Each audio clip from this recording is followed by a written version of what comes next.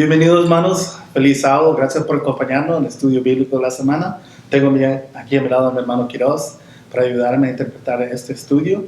Le quiero dar gracias a los hermanos por dejarme el privilegio de poner esto enfrente de ustedes.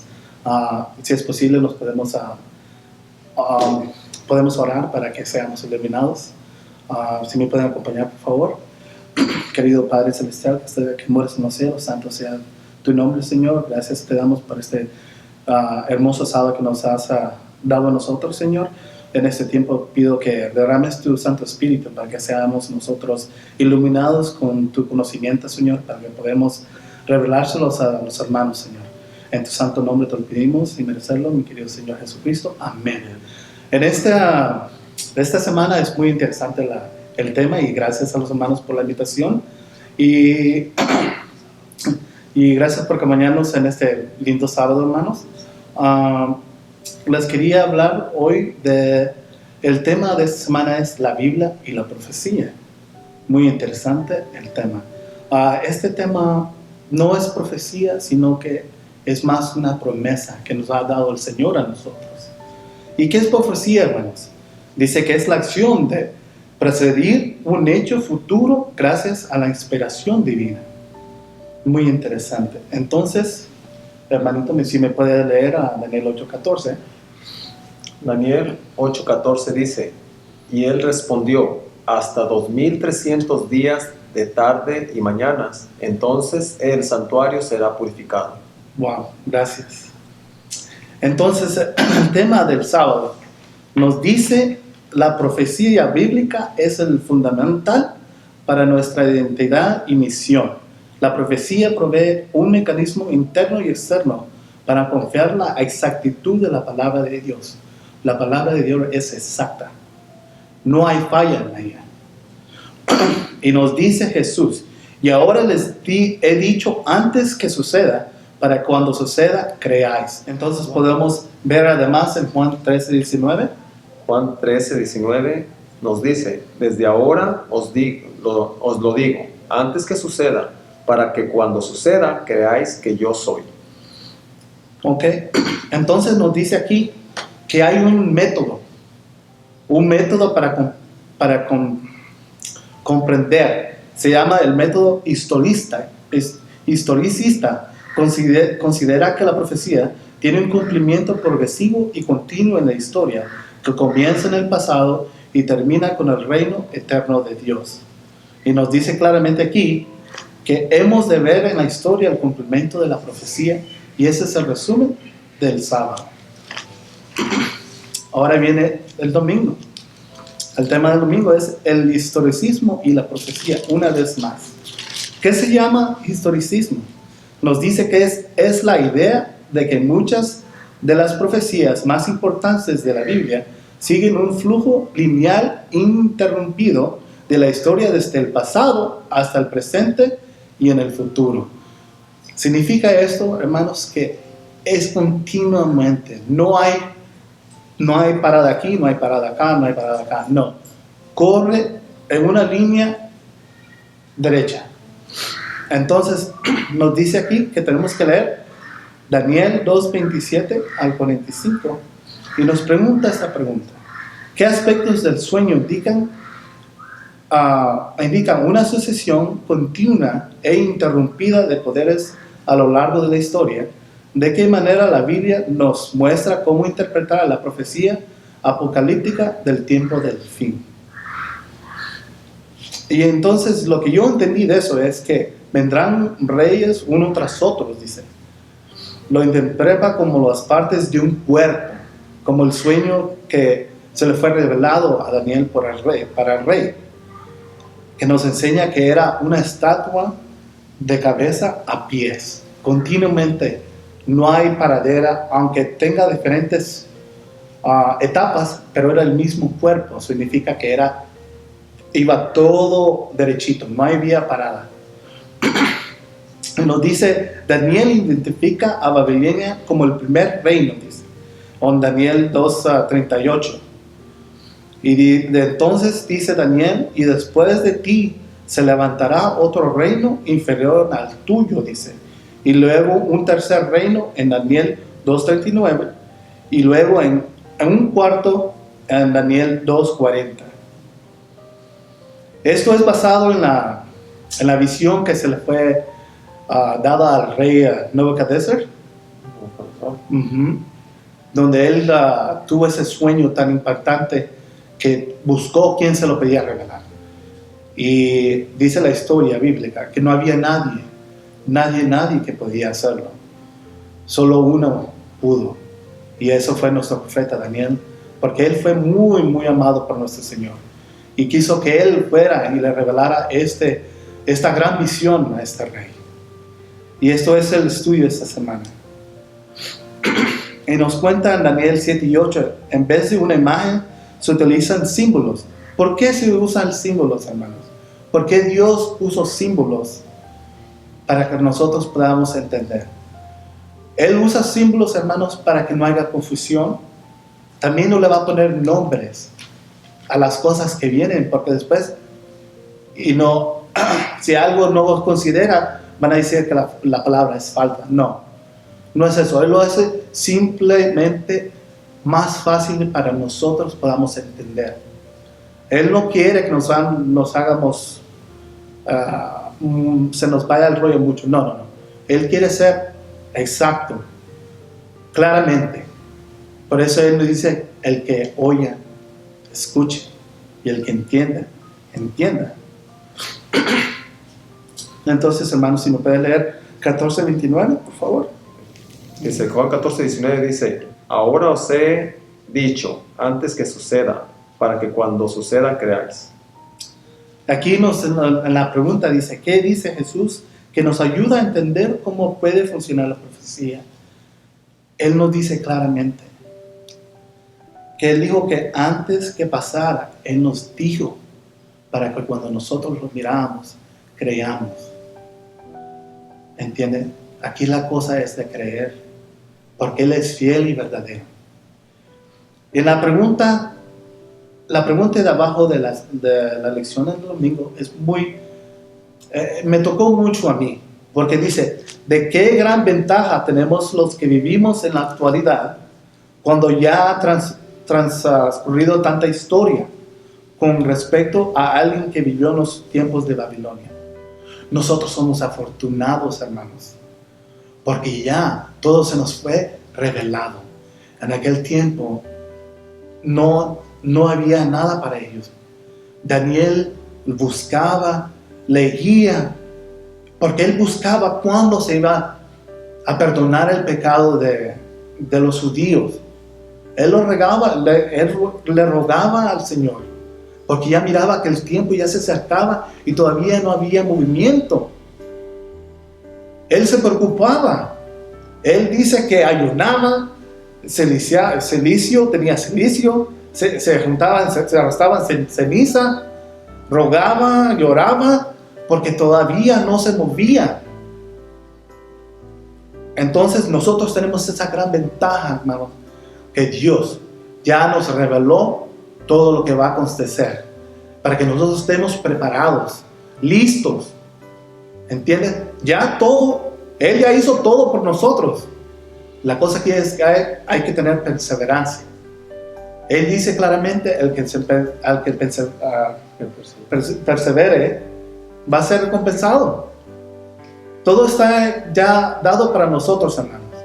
Ya no nos falta nada. Lo único que tenemos que hacer es, como Él dice, creer. Ok. Entonces, si podemos continuar en el estudio del lunes, nos dice el principio de día por año. Día por año, hermanos.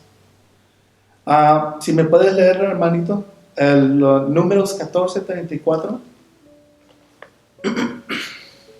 Números 14:34 nos dice: conforme al número de los 40 días en que reconocisteis la tierra, llevaréis vuestra culpa durante 40 años, un año por cada día, y concederéis mi desagrado.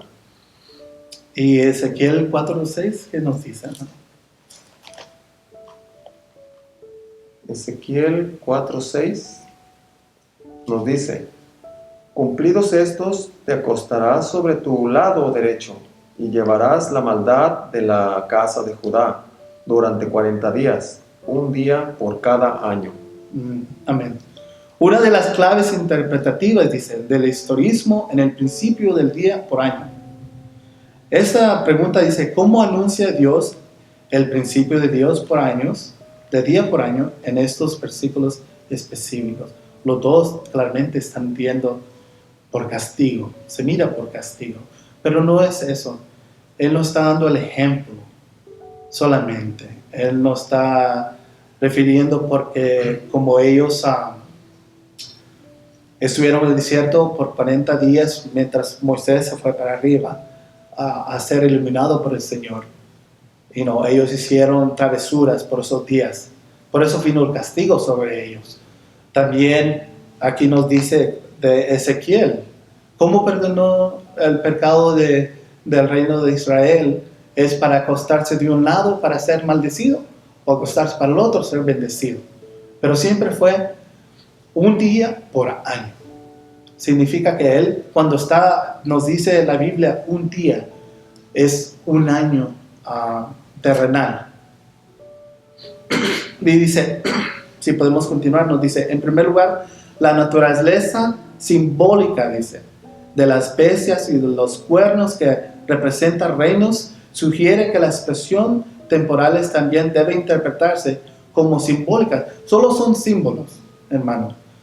Claramente el Señor no dijo, no, va a venir este lugar y después de aquel lugar se va a subir, sino que Él simplemente lo hizo para hacerlo más fácil, para que nosotros comprendamos.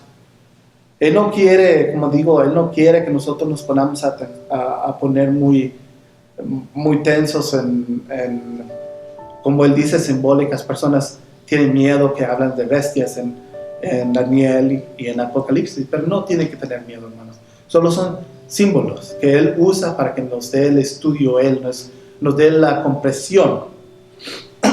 Y nos dice continuamente, en el segundo lugar, dice, muchos de los acontecimientos y de los reinos representados en la profecía cubren un lapso de muchos siglos.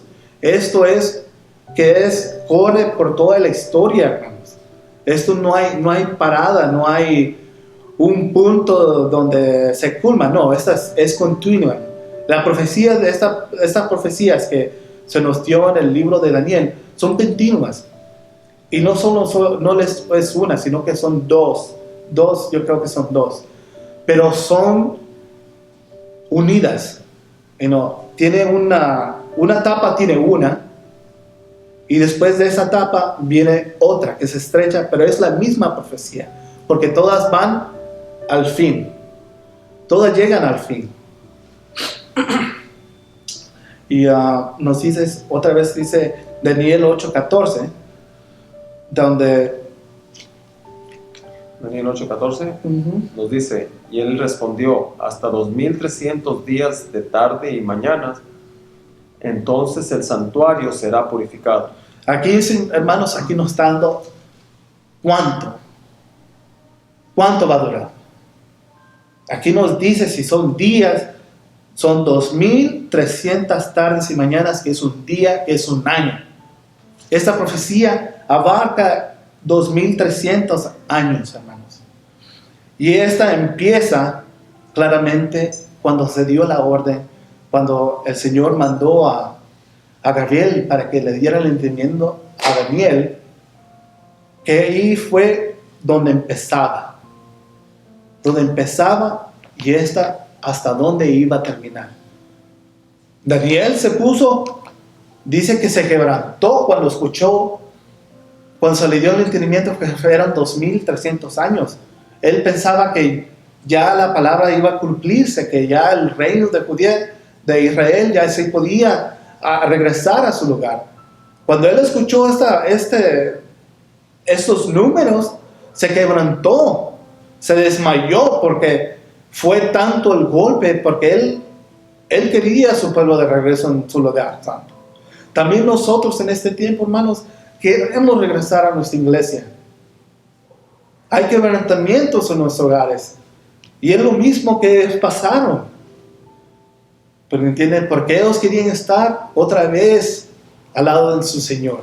Igualmente nosotros queremos estar nuevamente al lado de nuestro Dios, en su santo templo, alrededor de nuestro pueblo, hermanos, de ustedes, de mis hermanos. Y la pregunta de atrás, al último, nos dice: observo la profecía de las 70 semanas de Daniel, de 9:24 al 27. Dice. Leemos que desde la salida de la orden para restaurar y edificar a Jerusalén hasta el Mesías príncipe, Daniel 9:25, habrá liberalmente 69 semanas o solo un año, o 4 meses y una semana. Si esta profecía se la interpretara literalmente, no tendría sentido. Vendrán, sin embargo, ¿qué sucede cuando aplicamos el principio bíblico por día, por año, y las 70 semanas se convierten en 490 años? Esta es la primera profecía, donde abarca la restauración del reino de Israel hasta la venida del Mesías. Aquí nos está dando el tiempo para la venida de Jesucristo la primera vez, para la venida del Cordero que quita el pecado.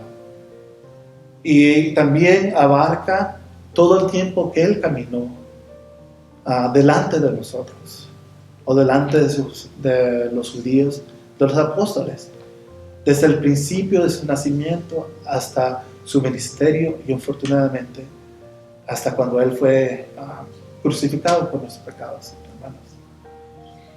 Y nos dice que estos 490 años fueron el principio de la primera profecía, pero es continuamente. No termina, sino que continúa hasta el final. Y eso es donde vienen los otros 260 años. Entonces, en esta la respuesta fue que es la venida del Mesías y todo lo que tenía que él completar en las Escrituras. Vamos a la lección del martes. ¿Cuál es la identificación del cuerpo pequeño? Cuerpo pequeño suena muy chistoso para mí.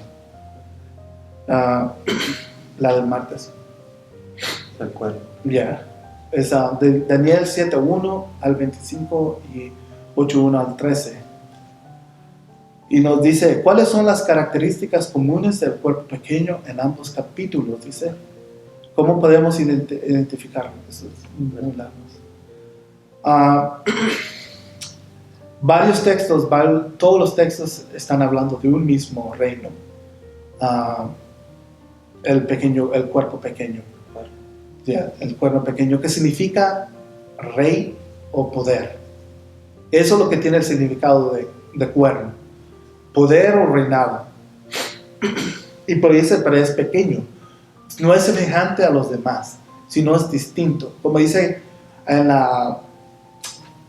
cuando se le fueron revelando a las bestias a Daniel, cuando las miraba de subir de los mares, que salía una bestia, salía otra bestia, y después él se asombró en la cuarta bestia. Dice que esa bestia era espantosa, y dice, pero tenía 10 cuernos. Y aquí nos dice las características de ese cuerno que sale al final. Primeramente nos dice que se describe a ambos como un cuerno. Dice, ambos son poderes perseguidores. Dice, a una tercera, ambos se exaltan a sí mismos y son blasfemos. Ambos atacan al pueblo de Dios. El tiempo profético delinea aspectos de la actividad de ambos, dice. Ambos se extienden hasta el fin del tiempo. Y dice, ambos serán destruidos en forma sobrenatural. Aquí estas son las características del cuerno. Más detalladamente vamos a abarcar quién es este cuerno. Yo sé que varios de ustedes ya saben quiénes son. Pero yo no vengo aquí a poner nombres. Solo darles el entendimiento de lo que nos habla la Biblia sobre él. Dice que la cuarta bestia, dice, que tenía hierro que representa Roma, dice. No, dice, el primer reino que fue Babilonia fue la primera bestia. El segundo, el oso, que era Medo-Persia. El tercero, que viene siendo Grecia.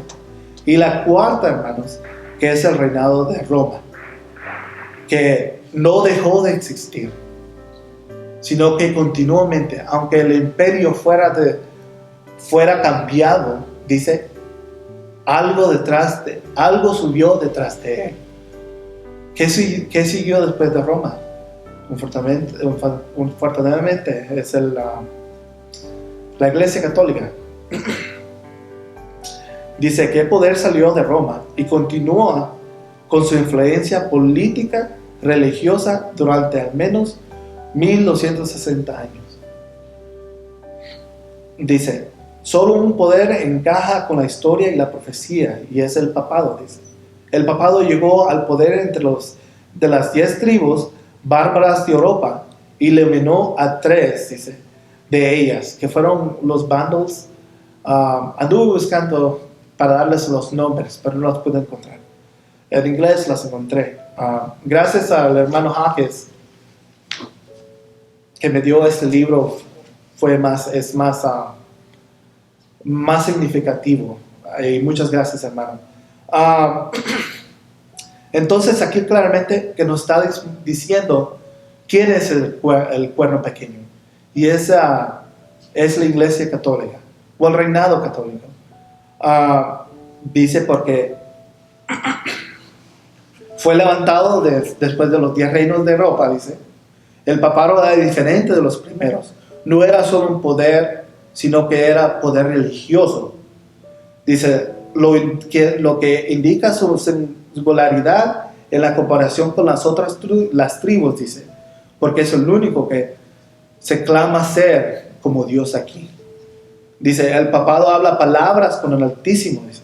Se engrandeció contra el príncipe de los ejércitos. Dice, al usurpar el papel de Jesús y reemplazarlo por el Papa. Solo el Papa dice que es semejante a Dios en la tierra, que puede quitar el perdón. Y no lo es, hermanos. Esa no es la verdad. Solo una persona puede quitar el pecado del mundo. Dice, el papado, dice, cumplió la predicción, dice, de perseguir a los santos del Altísimo. Dice la historia que en una protesta de muchos cristianos contra la Iglesia Católica fueron masacrados. Y dice que también cuando él blasfema es cuando dice que solo él, que el papado puede ser el que representa a Dios en la tierra, y eso es imposible. Otra cosa que nos dice de ellos, dice que el papado procuró cambiar los tiempos y la ley. Sabemos muy claramente, hermanos, que el papado cambió el día santo. Y eso es cuando significa el cambio de la ley y del tiempo, porque cambió de un día para el otro el santo día del Señor. Y eso es inagradable.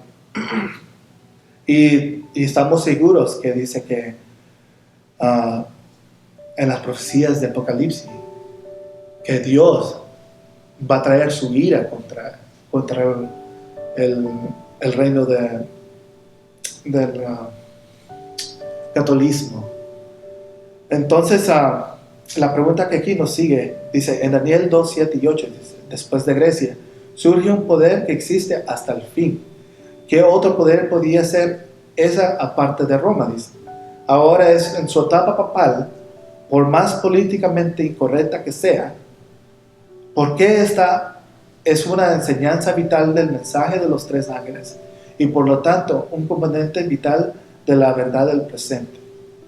Cuando los ángeles salen del cielo a proclamar a Dios que nos arrepintamos, y también dicen la advertencia que Babilonia ha sido derrotada, el Señor va a traer su ira contra ellos. Y es lo que claramente se nos está diciendo aquí, porque ellos blasfemaron contra Dios, también quitando el pacto de las personas con Él, cambiando su día de reposo. Y eso no tenía que ser. Lo siento, pero parece que se me va a acabar el tiempo. Le quiero pedir a mi hermano aquí que nos pueda dar la oración final, y le doy muchas gracias por acompañarme. Y lo siento que no pudimos terminarlo en contexto, pero este texto es muy, muy largo y muy profundo, y hay que meditar mucho en él. Pero todos tenemos ese entendimiento, hermanos. Por eso yo les trajo algo. Antes que se me acabe el tiempo, les quiero revelar algo que está claramente en la Biblia. Y nos dice el Señor, dice, en aquel tiempo respondió Jesús, dijo, te alabo Padre, Señor, del cielo y de la tierra, que hayas escondido estas cosas de los sabios y de los entendidos y las hayas revelado a los niños. Nosotros somos niños, hermanos. Cuando nos bautizamos en su nombre, nosotros somos niños. ¿Por qué nos dicen niños? Por la inocencia.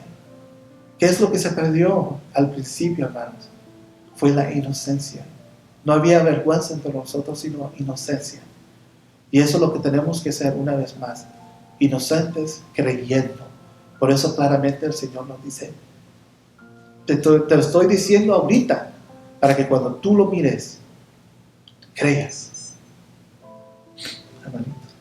Sí, vamos a tener la oración, y con esto, ¿verdad?, vamos a terminar el estudio de esta semana.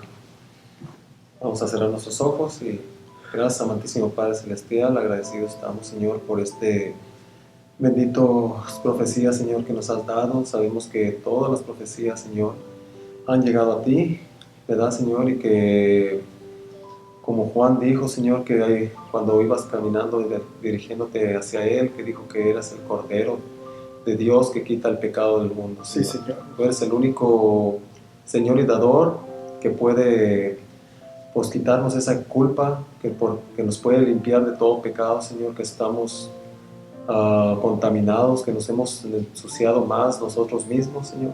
Ayúdanos para que nosotros podamos pues acudir a ti para poder ser limpios. Perdónanos, Señor, nuestras ofensas, y ayúdanos a perdonar a los que nos ofenden también, Padre, y a soportarnos unos con otros, y a quitarnos de nuestras mentes toda inmundicia y toda cosa que nos separa de ti, Padre. Sí, Señor. Y que nuestros hermanos, donde quiera que ellos estén, puedan ellos